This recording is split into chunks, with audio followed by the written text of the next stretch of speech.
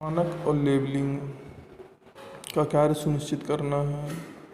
पहले से सूचित उपकरणों के लिए न्यूनतम ऊर्जा खपत तथा कार्य करने के लिए मानकों का विकास करना होता है। ऐसे उपकरणों का निर्माण, बिक्री और आयात पर रोक लगाना जो मानकों के अनुरूप नहीं है, ये सब मानक और लेबलिंग का काम होता है।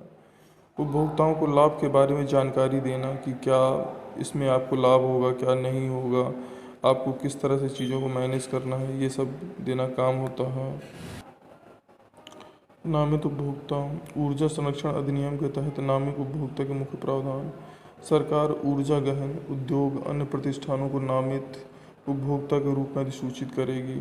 अधिनियम की अधिसूची ऐसे नामित उपभोक्ता की सूची प्रदान करेगी जो मूल रूप से गहन उद्योग, रेलवे, पोर्ट ट्रस्ट, परिवहन सबके लिए होता है। नामित उपभोक्ता मान्यता प्राप्त ऊर्जा लेखा परीक्षण से ही संचालित एनर्जी का ऑडिट करेगा। नामित उपभोक्ताओं द्वारा केवल निर्धारित योग्यता वाले ऊर्जा प्रबंधकों की नियुक्ति किया जाएगा। नामित उपभोक्ता केंद्र सरकार द्वारा निर्धारित ऊर्जा खपत के मानदंडों और मापकों का पालन करेगा। नीतिगत विश्लेषण, परियोजना प्रबंधन, वित्त पोधक, ये सब करना पड़ता है। ऊर्जा संरक्षण भवन कोड। ऊर्जा संरक्षण भवन कोड से संबंधित नियमों को अधिसूचित किए जाने के बाद वाणिज्य भवनों के लिए संबंधित राज्यों द्वारा स्थानीय जलवायु परिस्थितियों या अन्य कारकों के अनुरूप घोषणा किया जाना। इसके अलावा इन मामलों में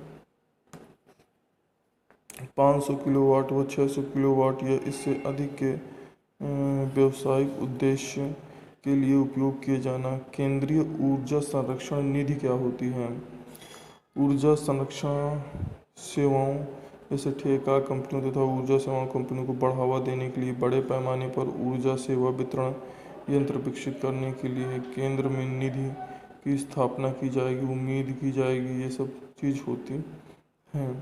BEE bureau of energy efficiency का काम क्या होता है? परिणाम आधारित प्रस्तावों को अपनाकर भारतीय व्यवस्था में ऊर्जा प्रबलता करना, राष्ट्र ऊर्जा दक्षता व संरक्षण प्रयासों एवं कार्यक्रमों को दिशा निर्देश देना एक नीति का निर्धारण होता है। ऊर्जा दक्षता प्रक्रिया, उपकरण, युक्तियों, प्रणालियों में उपयोग को उन्नत करना होता है। ऊर्जा के दक्ष उपयोग को आगे बढ़ाने वाली संस्थाओं का वित्तीय प्रोत्साहन करना होता है। ये सब होता है। अब भारत सरकार में सूचित उपकरणों व साधनों के लिए ऊर्जा उपभोग मानकों की विशिष्टीकृत करना, सूचित उपकरणों व साधनों पर सीधे अनिवार्य का लेबल लगाना, ऊर्जा खपत के मानकों के अनुकूल न होने वाले उपकरणों के निर्माण, बिक्री, आयात निर्यात पर रोक लगाना, ऊर्जा के दक्ष उपयोग ऊर्जा संरक्षण भवन कोड निर्धारित करना, ऊर्जा के दक्ष उपयोग संरक्षण के लिए अधिक ऊर्जा प्रबंधन की नियुक्ति करना, ये सब कार्य होते हैं। अब इस वीडियो में हम देखते हैं ऊर्जा प्रबंध की कार्यविधि क्या होती है। ऊर्जा प्रबंध एक परिवर्तन और घटना ही नहीं बल्कि यह लक्ष्यों को पूरा करने का एक अभियान है। यह कार्य एक मेज पर बैठकर अकेले नहीं किया जा सकता बल्कि इसे पूरा करने के लिए ऊर्जा के प्रति सचेत व्यक्ति के दलों द्वारा तालमेल में कार्य करने की आवश्यकता होती है। ऊर्जा प्रबंधन के लिए व्यवस्थित तरीके से स्थापित बहुत सी संगठित प्रयासों की कार्यविधि की आवश्यकता होती है। कुशल ऊर्जा प्रबंधक की आवश्यकता क्या होती है? कुशल प्रबंधक वह होता है जो जागरूकता की ओर ले जाए, सभी स्तर के लोगों को प्रोत्साहित करे और प्रक्रिया को बदले, ऊर्जा खपत के निर्धारित लक्ष्यों और रिकॉर्ड रखे और संगठन और मानव दोनों में ही परिवर्तन करें। अब आते हैं ऊर्जा संरक्षण। आर्थिक विकास की मूलभूत आवश्यकताओं में एक ऊर्जा है। समाज के प्रत्येक क्षेत्र जैसे कृषि, उद्योग, परिवहन, व्यापार या घर, सभी जगह ऊर्जा की आवश्यकता होती है। ऊर्जा की बढ़ती हुई खपत की जीवाश्म जैसे कोयला, पेट्रोलियम, प्राकृतिक गैस निर्भरता बढ़ती है। इनकी बिजली की आपूर्ति होती है। आज पर्यावरण के प्रदूषण, स्वास्थ्य की समस्याओं के कारण इन जीवाश्म ईंधनों की अपेक्षा स्वच्छ ऊर्जा के काल्पनिक स्रोतों के विकास तथा उपयोगिता की जरूरत बढ़ती है।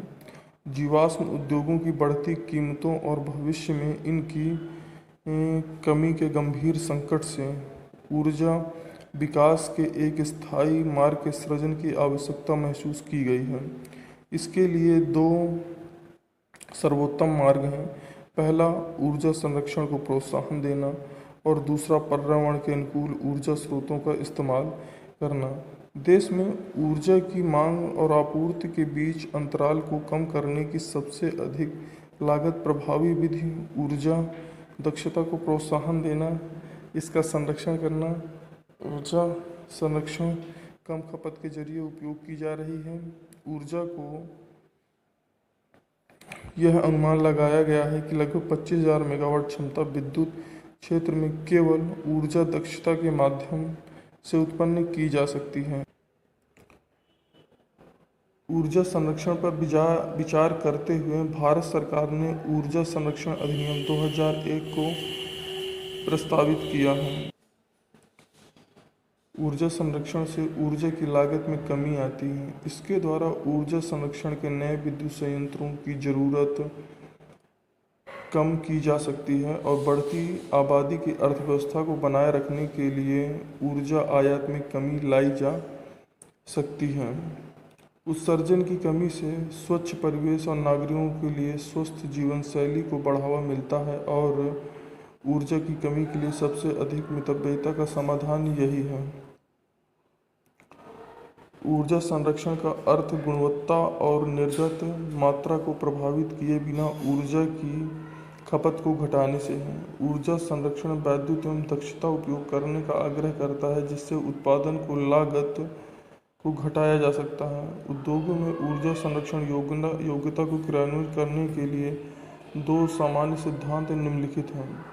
अधिकतम ऊर्जा दक्षता, निवेशित ऊर्जा का केवल कुछ भाग ही उपयोगी कार्य में परिवर्तित होता है। जब प्रदान की गई ऊर्जा के अधिकतम भाग का यूज किया जाता है तो वह एक तरह से हानि बन जाती है। अधिकतम लागत प्रभावोत्तक, ऊर्जा संरक्षण उपायों की क्रियाशीलता के लिए अतिरिक्त निवेश की आवश्यकता होती है। जैसे ही ऊर्जा संरक्षण का स्तर बढ़ता है वैसे ही अतिरिक्त निवेश और बढ़ जाता है। अब आते हैं हम ऊर्जा संरक्षण अधिनियम 2001 तथा इसकी विशेषताएं। नीति फ्रेमवर्क ऊर्जा संरक्षण अधिनियम 2001 उच्च ऊर्जा बचत के बारे में हम यहाँ पर देखते हैं। अब आता है राज्य सरकार में क्या कैसा होता है। केंद्र सरकार द्वारा तैयार किए गए ऊर्जा संरक्षण भवन कोड को प्रांतीय व स्थानीय स्थितियों के अनुसार संशोधित करना, नए व्यावसायिक भवन या भवन कॉम्प्लेक्स के मालिकों को ऊर्जा संरक्षण भवन कोड के प्रावधानों का अनुपालन करने का निर्देश देना, संचरण या वितरण हानियों को कम करने या सह उत्पादन को प्रोत्साहित देना होता है। अधिनियम के अंतर्गत प्रत्येक अपराध के लिए जुर्माना वित्तीय रूप से होना चाहिए और ये किस हिसाब से किया जाएगा ये निर्धारित करना होता है। अधिनियम के अनुसार केंद्र सरकार के तहत ऊर्जा दक्षता ब्यूरो को स्थापित होगा जिसके कार्य करना होता है। अधिनियम के तहत सरकार वाणिज्य भवनों के लिए ऊर्जा संरक्षण भवन कोड जारी कर सकती है। अधिनियम सरकार को उपकरण या उपकरणों के लिए ऊर्जा की खपत के मानदंडों को जारी कर सकती है। विधेयक अधिनियम के तहत किए गए अपराधों के लिए निर्दिष्ट दंड को जारी कर सकती है। ये सारे कार्य राज्य सरकार के द्वारा किए जाते हैं। ऊर्जा संरक्षण अधिनियम 2001 के मुख्य अंश क्या क्या हैं ये हम देखते हैं।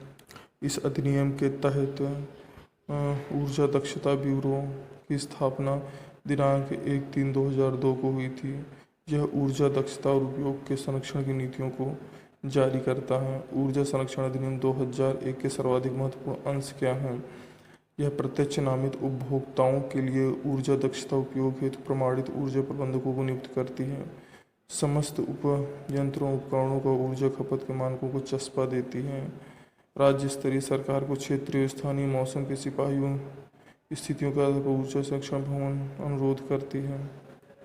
मानक तथा लेबलिंग क्या होता है? बी की स्टार रेटिंग योजना को मानवीय पावर मंत्री द्वारा 2006 को लागू किया गया था। यह योजना फिलहाल निम्न में लागू की गई है।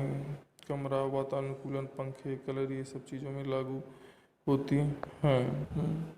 इस प्रकार हमारा ये चैप्टर ख़त्म हो जाता है और इसके तहत कुछ क्वेश्चन बनते हैं जो हमें करने ज़रूरी होते हैं। जैसे ऊर्जा प्रबंधन क्या है, इसके तहत हम देखते हैं कि किस प्रकार से हम ऊर्जा को प्रबंधित कर सकते हैं, कहाँ पर हमें कितनी ऊर्जा की आवश्यकता है, कितनी नहीं, उसी हिसाब से हम ऊर्जा का उपयोग करेंगे। ऊर्जा प्रबंधन दल के कर्तव्य क्या होते हैं, कार्य क्या होते हैं, वो अपने अपने काम कैसे करते हैं, ऊर्जा प्रबंधन का सिद्धांत क्या होता है, उसी हिसाब से सारी चीज़ों को करना होता है। ऊर्जा संरक्षण विभिन्न सिद्धांतों को लिखना है। ऊर्जा संरक्षण अधिनियम क्या होता है उसके बारे में लिखना है। ऊर्जा संरक्षण अधिनियम के महत्वपूर्ण अंशों के बारे में लिखना है। संरक्षण तथा लेबलिंग क्या होती है उसके बारे में हमें समझाना है। ये सब कुछ हमको करना होता है, तो ये हम इसके अंतर्गत लाते हैं। तो मतलब कहने का यही है कि ऊर्जा संरक्षण जो हमारा होता है उसमें बहुत ही ज़्यादा ज़रूरी है, और जो भी हो रहा है इसके बारे में हमें जानना भी बहुत ज़्यादा ज़रूरी है। तो ये वाला चैप्टर हमारा यहीं पर समाप्त होता है। Student, thank you for watching मी, और मैं ये कहूँगा कि मेरा चैनल सब्सक्राइब कर ले जिससे कि अगले आने वाली वीडियो आपको समय पर मिल सके। धन्यवाद। मानक और लेबलिंग का कार्य सुनिश्चित करना है। पहले से सूचित उपकरणों के लिए न्यूनतम ऊर्जा खपत तथा कार्य करने के लिए मानकों का विकास करना होता है। ऐसे उपकरणों का निर्माण, बिक्री और आयात पर रोक लगाना जो मानकों के अनुरूप नहीं है, ये सब मानक और लेबलिंग का काम होता है। उपभोक्ताओं को लाभ के बारे में जानकारी देना कि क्या इसमें आपको लाभ होगा, क्या नहीं होगा, आपको किस तरह से चीज़ों को मैनेज करना है, ये सब देना काम होता है। नामित उपभोक्ता। ऊर्जा संरक्षण अधिनियम के तहत नामित उपभोक्ता के मुख्य प्रावधान। सरकार ऊर्जा गहन उद्योग अन्य प्रतिष्ठानों को नामित उपभोक्ता के रूप में अधिसूचित करेगी। अधिनियम की अधिसूची ऐसे नामित उपभोक्ता की सूची प्रदान करेगी जो मूल रूप से गहन उद्योग, रेलवे, पोर्ट ट्रस्ट, परिवहन सबके लिए होता है। नामित उपभोक्ता मान्यता प्राप्त ऊर्जा लेखा परीक्षण से ही संचालित एनर्जी का ऑडिट करेगा। नामित उपभोक्ताओं द्वारा केवल निर्धारित योग्यता वाले ऊर्जा प्रबंधकों की नियुक्ति किया जाएगा। नामित उपभोक्ता केंद्र सरकार द्वारा निर्धारित ऊर्जा खपत के मानदंडों और मापकों का पालन करेगा। नीतिगत विश्लेषण, परियोजना प्रबंधन, वित्त पोधक, ये सब करना पड़ता है।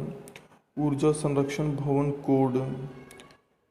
ऊर्जा संरक्षण भवन कोड से संबंधित नियमों को अधिसूचित किए जाने के बाद वाणिज्य भवनों के लिए संबंधित राज्यों द्वारा स्थानीय जलवायु परिस्थितियों या अन्य कारकों के अनुरूप घोषणा किया जाना। इसके अलावा इन मामलों में 500 किलोवाट व 600 किलोवाट या इससे अधिक के व्यावसायिक उद्देश्य के लिए उपयोग किए जाना। केंद्रीय ऊर्जा संरक्षण निधि क्या होती है? ऊर्जा संरक्षण सेवाओं जैसे ठेका कंपनियों तथा ऊर्जा सेवा कंपनियों को बढ़ावा देने के लिए बड़े पैमाने पर ऊर्जा सेवा वितरण यंत्र विकसित करने के लिए केंद्र में निधि की स्थापना की जाएगी, उम्मीद की जाएगी, ये सब चीज़ होती हैं। BEE bureau of energy efficiency का काम क्या होता है? परिणाम आधारित प्रस्तावों को अपनाकर भारतीय व्यवस्था में ऊर्जा प्रबलता करना। राष्ट्र ऊर्जा दक्षता व संरक्षण प्रयासों एवं कार्यक्रमों को दिशा निर्देश देना एक नीति का निर्धारण होता है। ऊर्जा दक्षता प्रक्रिया, उपकरण, युक्तियों, प्रणालियों में उपयोग को उन्नत करना होता है। ऊर्जा के दक्ष उपयोग को आगे बढ़ाने वाली संस्थाओं का वित्तीय प्रोत्साहन करना होता है। ये सब होता है। अब भारत सरकार में सूचित उपकरणों व साधनों के लिए ऊर्जा उपभोग मानकों की विशिष्टीकृत करना, सूचित उपकरणों व साधनों पर सीधे अनिवार्य का लेबल लगाना, ऊर्जा खपत के मानकों के अनुकूल न होने वाले उपकरणों के निर्माण, बिक्री, आयात निर्यात पर रोक लगाना, ऊर्जा के दक्ष उपयोग,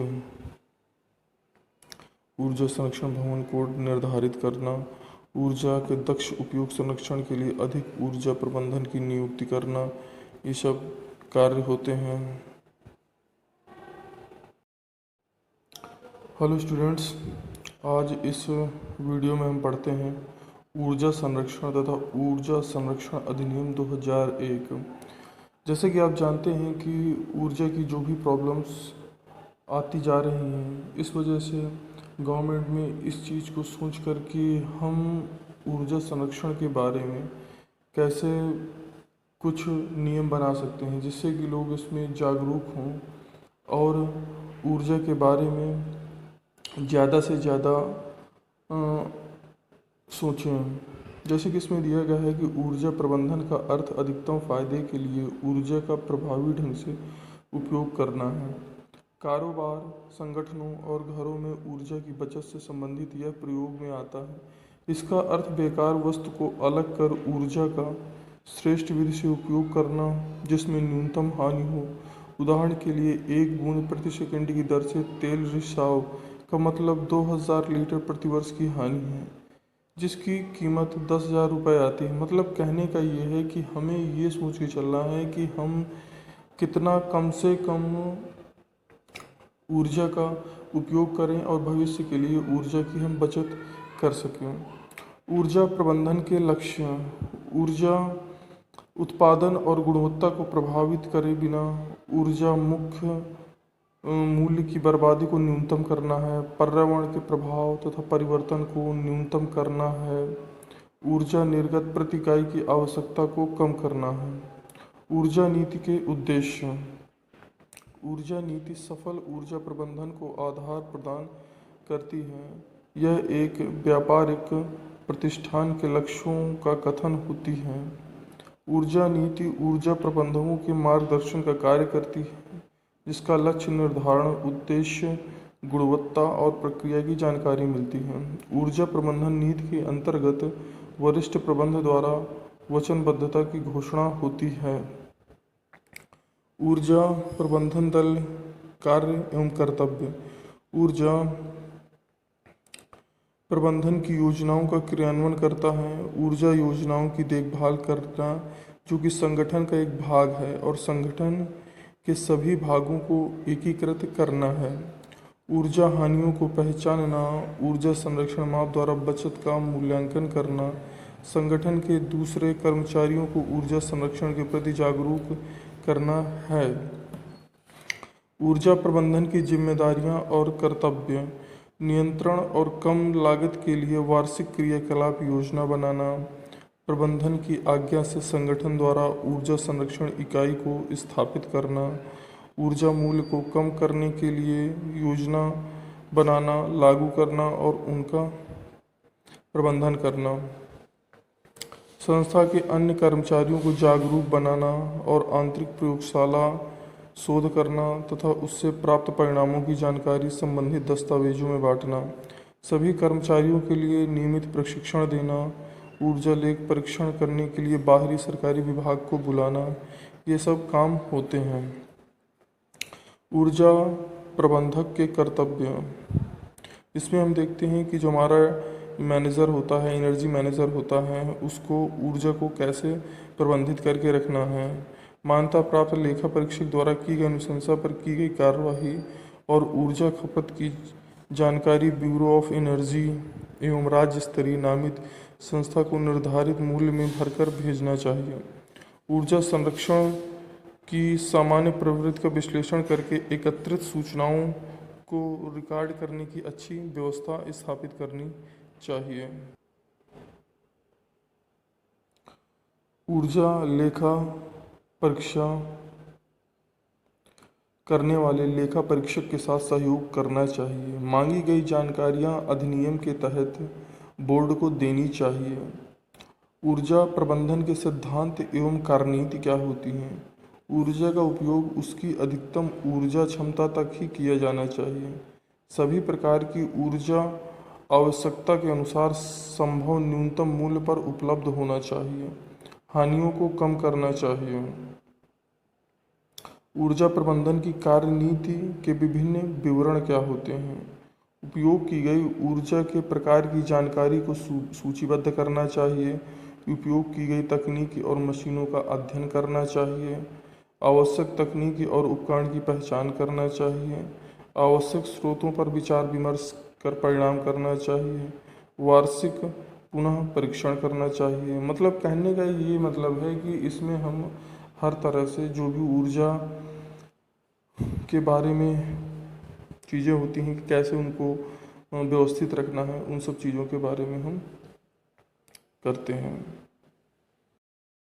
अब इस वीडियो में हम देखते हैं ऊर्जा प्रबंध की कार्यविधि क्या होती है।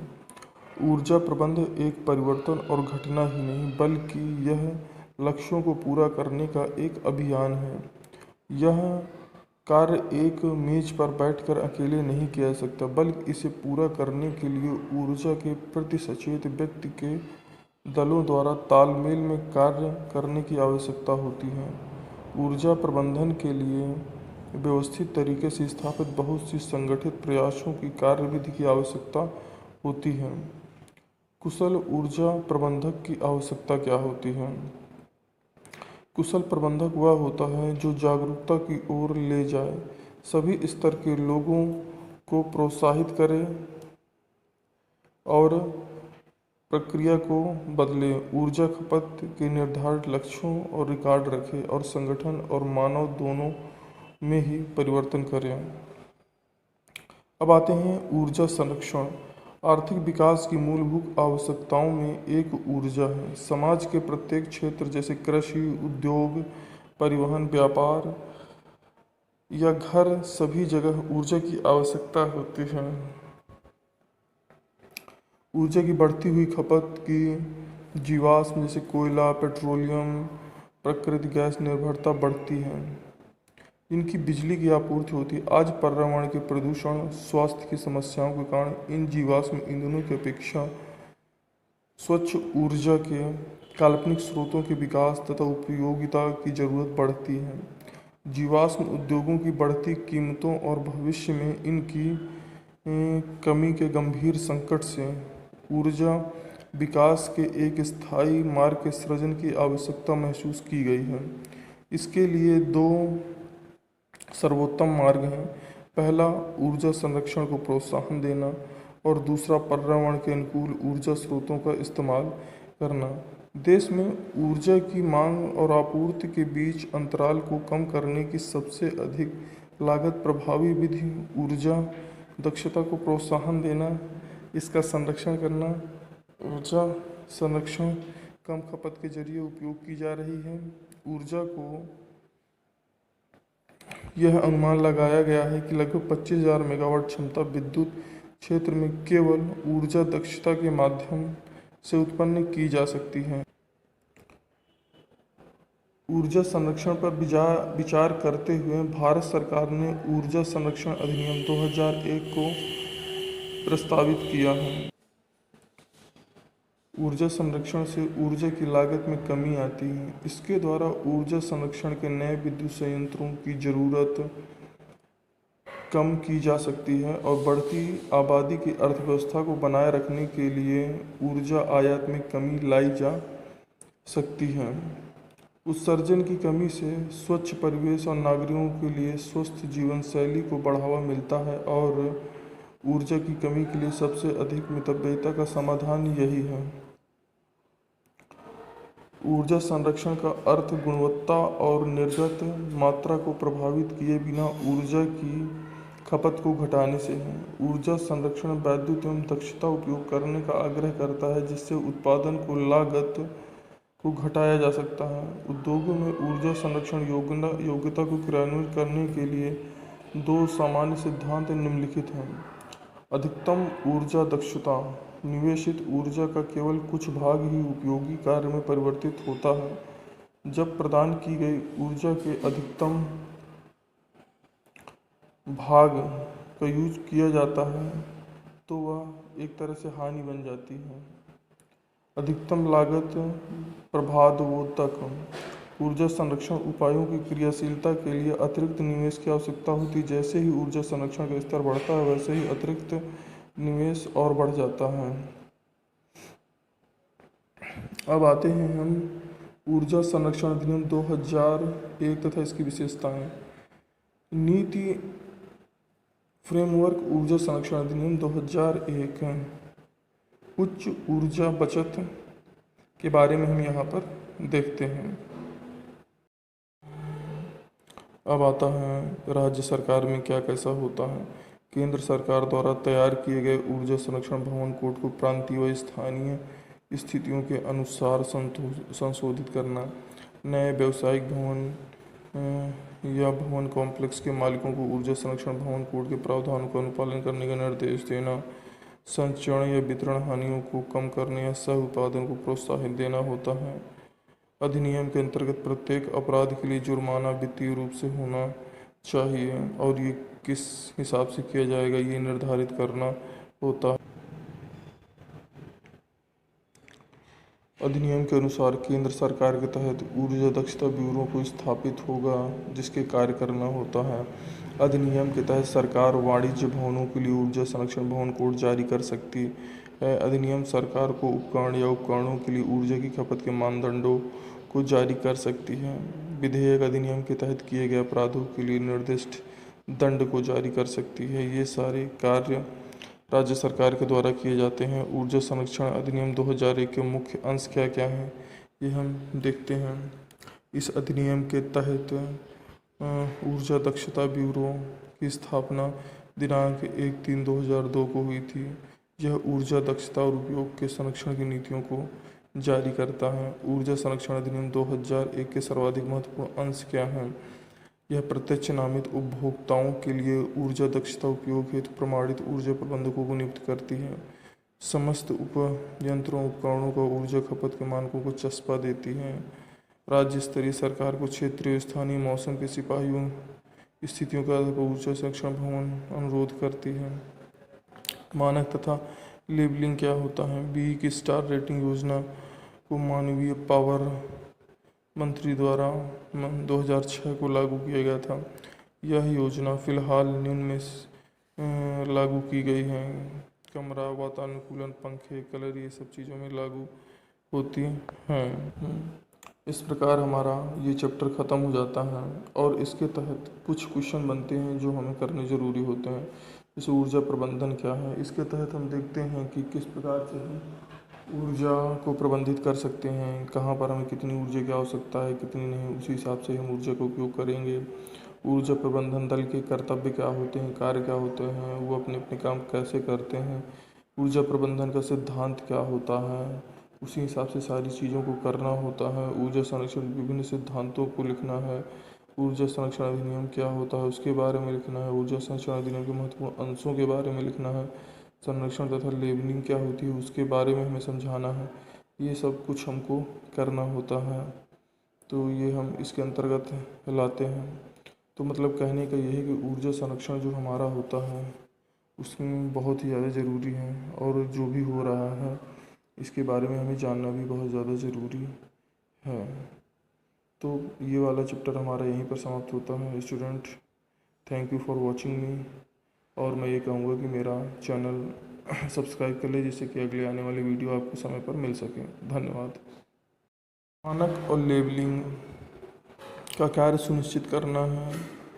पहले से सूचित उपकरणों के लिए न्यूनतम ऊर्जा खपत तथा कार्य करने के लिए मानकों का विकास करना होता है। ऐसे उपकरणों का निर्माण, बिक्री और आयात पर रोक लगाना जो मानकों के अनुरूप नहीं है, ये सब मानक और लेबलिंग का काम होता है। उपभोक्ताओं को लाभ के बारे में जानकारी देना कि क्या इसमें आपको लाभ होगा क्या नहीं होगा, आपको किस तरह से चीज़ों को मैनेज करना है, ये सब देना काम होता है। नामित उपभोक्ता। ऊर्जा संरक्षण अधिनियम के तहत नामित उपभोक्ता के मुख्य प्रावधान। सरकार ऊर्जा गहन उद्योग अन्य प्रतिष्ठानों को नामित उपभोक्ता के रूप में अधिसूचित करेगी। अधिनियम की अधिसूची ऐसे नामित उपभोक्ता की सूची प्रदान करेगी जो मूल रूप से गहन उद्योग, रेलवे, पोर्ट ट्रस्ट, परिवहन सबके लिए होता है। नामित उपभोक्ता मान्यता प्राप्त ऊर्जा लेखा परीक्षण से ही संचालित एनर्जी का ऑडिट करेगा। नामित उपभोक्ताओं द्वारा केवल निर्धारित योग्यता वाले ऊर्जा प्रबंधकों की नियुक्ति किया जाएगा। नामित उपभोक्ता केंद्र सरकार द्वारा निर्धारित ऊर्जा खपत के मानदंडों और मापकों का पालन करेगा। नीतिगत विश्लेषण, परियोजना प्रबंधन, वित्त पोधक ये सब करना पड़ता है। ऊर्जा संरक्षण भवन कोड। ऊर्जा संरक्षण भवन कोड से संबंधित नियमों को अधिसूचित किए जाने के बाद वाणिज्य भवनों के लिए संबंधित राज्यों द्वारा स्थानीय जलवायु परिस्थितियों या अन्य कारकों के अनुरूप घोषणा किया जाना। इसके अलावा इन मामलों में 500 किलोवाट व 600 किलोवाट या इससे अधिक के व्यावसायिक उद्देश्य के लिए उपयोग किए जाना। केंद्रीय ऊर्जा संरक्षण निधि क्या होती है? ऊर्जा संरक्षण सेवाओं जैसे ठेका कंपनियों तथा ऊर्जा सेवा कंपनियों को बढ़ावा देने के लिए बड़े पैमाने पर ऊर्जा सेवा वितरण यंत्र विकसित करने के लिए केंद्र में निधि की स्थापना की जाएगी, उम्मीद की जाएगी। ये सब चीज़ होती हैं। BEE bureau of energy efficiency का काम क्या होता है? परिणाम आधारित प्रस्तावों को अपनाकर भारतीय व्यवस्था में ऊर्जा प्रबलता करना। राष्ट्र ऊर्जा दक्षता व संरक्षण प्रयासों एवं कार्यक्रमों को दिशा निर्देश देना एक नीति का निर्धारण होता है। ऊर्जा दक्षता प्रक्रिया उपकरण युक्तियों प्रणालियों में उपयोग को उन्नत करना होता है। ऊर्जा के दक्ष उपयोग को आगे बढ़ाने वाली संस्थाओं का वित्तीय प्रोत्साहन करना होता है। ये सब होता है। अब भारत सरकार में सूचित उपकरणों व साधनों के लिए ऊर्जा उपभोग मानकों की विशिष्टीकृत करना। सूचित उपकरणों व साधनों पर सीधे अनिवार्य का लेबल लगाना। ऊर्जा खपत के मानकों के अनुकूल न होने वाले उपकरणों के निर्माण बिक्री का आयात निर्यात पर रोक लगाना। ऊर्जा के दक्ष उपयोग ऊर्जा संरक्षण भवन कोड निर्धारित करना। ऊर्जा के दक्ष उपयोग संरक्षण के लिए अधिक ऊर्जा प्रबंधन की नियुक्ति करना। ये सब कार्य होते हैं। हेलो स्टूडेंट्स, आज इस वीडियो में हम पढ़ते हैं ऊर्जा संरक्षण तथा ऊर्जा संरक्षण अधिनियम 2001। जैसे कि आप जानते हैं कि ऊर्जा की जो भी प्रॉब्लम्स आती जा रही हैं, इस वजह से गवर्नमेंट में इस चीज़ को सोच कर कि हम ऊर्जा संरक्षण के बारे में कैसे कुछ नियम बना सकते हैं जिससे कि लोग इसमें जागरूक हों और ऊर्जा के बारे में ज़्यादा से ज़्यादा सोचें। जैसे कि इसमें दिया गया है कि ऊर्जा प्रबंधन का अर्थ अधिकतम फायदे के लिए ऊर्जा का प्रभावी ढंग से उपयोग करना है। कारोबार, संगठनों और घरों में ऊर्जा की बचत से संबंधित यह प्रयोग में आता है। इसका अर्थ बेकार वस्तु को अलग कर ऊर्जा का श्रेष्ठ विधि से उपयोग करना जिसमें न्यूनतम हानि हो।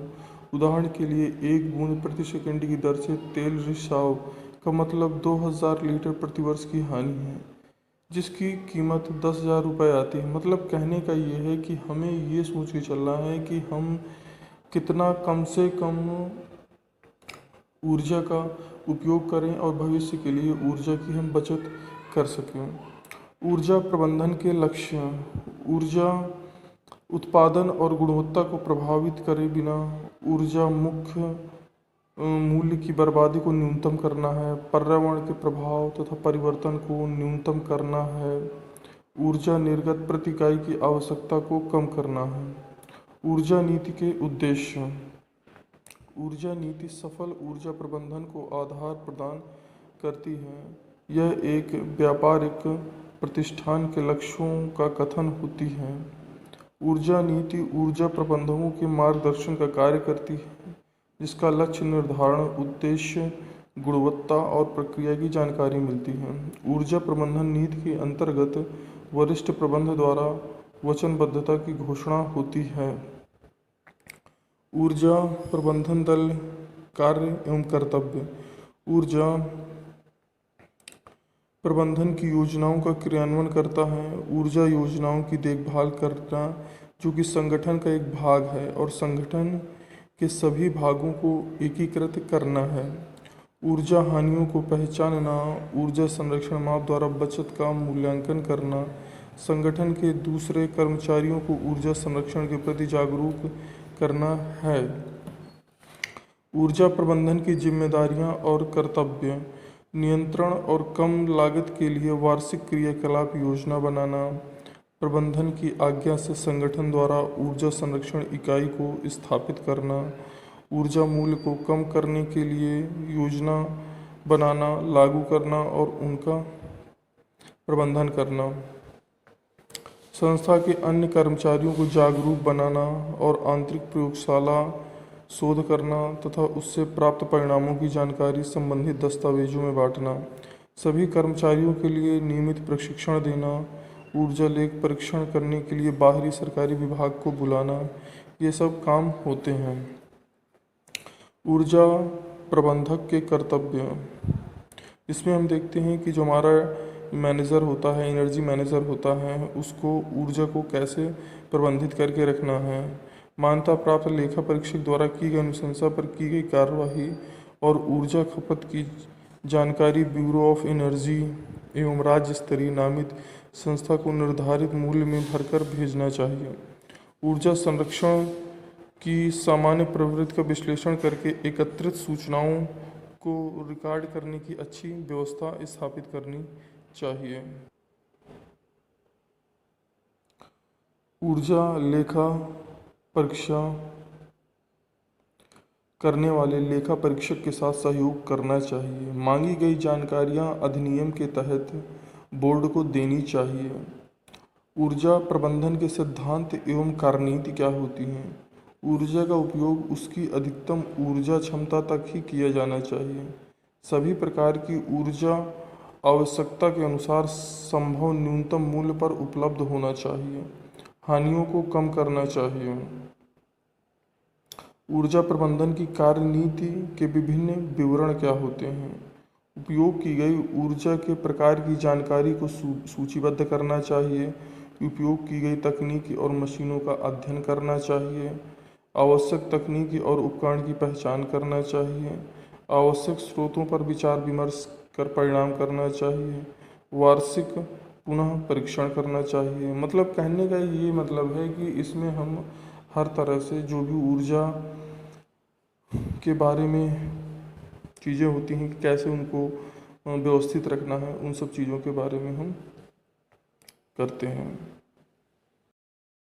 अब इस वीडियो में हम देखते हैं ऊर्जा प्रबंध की कार्यविधि क्या होती है। ऊर्जा प्रबंध एक परिवर्तन और घटना ही नहीं बल्कि यह लक्ष्यों को पूरा करने का एक अभियान है। यह कार्य एक मेज पर बैठकर अकेले नहीं किया जा सकता बल्कि इसे पूरा करने के लिए ऊर्जा के प्रति सचेत व्यक्ति के दलों द्वारा तालमेल में कार्य करने की आवश्यकता होती है। ऊर्जा प्रबंधन के लिए व्यवस्थित तरीके से स्थापित बहुत सी संगठित प्रयासों की कार्यविधि की आवश्यकता होती है। कुशल ऊर्जा प्रबंधक की आवश्यकता क्या होती है? कुशल प्रबंधक वह होता है जो जागरूकता की ओर ले जाए, सभी स्तर के लोगों को प्रोत्साहित करे और प्रक्रिया को बदले, ऊर्जा खपत के निर्धारित लक्ष्यों और रिकॉर्ड रखे और संगठन और मानव दोनों में ही परिवर्तन करें। अब आते हैं ऊर्जा संरक्षण। आर्थिक विकास की मूलभूत आवश्यकताओं में एक ऊर्जा है। समाज के प्रत्येक क्षेत्र जैसे कृषि, उद्योग, परिवहन, व्यापार या घर, सभी जगह ऊर्जा की आवश्यकता होती है। ऊर्जा की बढ़ती हुई खपत की जीवाश्म जैसे कोयला, पेट्रोलियम, प्राकृतिक गैस निर्भरता बढ़ती है। इनकी बिजली की आपूर्ति होती है। आज पर्यावरण के प्रदूषण, स्वास्थ्य की समस्याओं के कारण इन जीवाश्म ईंधनों की अपेक्षा स्वच्छ ऊर्जा के काल्पनिक स्रोतों के विकास तथा उपयोगिता की जरूरत बढ़ती है। जीवाश्म उद्योगों की बढ़ती कीमतों और भविष्य में इनकी कमी के गंभीर संकट से ऊर्जा विकास के एक स्थायी मार्ग के सृजन की आवश्यकता महसूस की गई है। इसके लिए दो सर्वोत्तम मार्ग हैं। पहला, ऊर्जा संरक्षण को प्रोत्साहन देना और दूसरा, पर्यावरण के अनुकूल ऊर्जा स्रोतों का इस्तेमाल करना। देश में ऊर्जा की मांग और आपूर्ति के बीच अंतराल को कम करने की सबसे अधिक लागत प्रभावी विधि ऊर्जा दक्षता को प्रोत्साहन देना, इसका संरक्षण करना। ऊर्जा संरक्षण कम खपत के जरिए उपयोग की जा रही है। ऊर्जा को यह अनुमान लगाया गया है कि लगभग 25,000 मेगावाट क्षमता विद्युत क्षेत्र में केवल ऊर्जा दक्षता के माध्यम से उत्पन्न की जा सकती है। ऊर्जा संरक्षण पर विचार करते हुए भारत सरकार ने ऊर्जा संरक्षण अधिनियम 2001 को प्रस्तावित किया है। ऊर्जा संरक्षण से ऊर्जा की लागत में कमी आती है। इसके द्वारा ऊर्जा संरक्षण के नए विद्युत संयंत्रों की ज़रूरत कम की जा सकती है और बढ़ती आबादी की अर्थव्यवस्था को बनाए रखने के लिए ऊर्जा आयात में कमी लाई जा सकती है। उत्सर्जन की कमी से स्वच्छ परिवेश और नागरिकों के लिए स्वस्थ जीवन शैली को बढ़ावा मिलता है और ऊर्जा की कमी के लिए सबसे अधिक मितव्ययिता का समाधान यही है।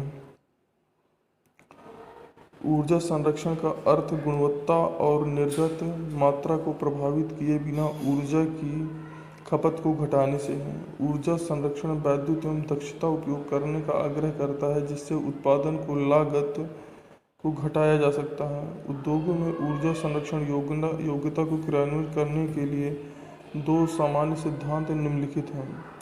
अधिकतम ऊर्जा दक्षता निवेशित ऊर्जा का केवल कुछ भाग ही उपयोगी कार्य में परिवर्तित होता है। जब प्रदान की गई ऊर्जा के अधिकतम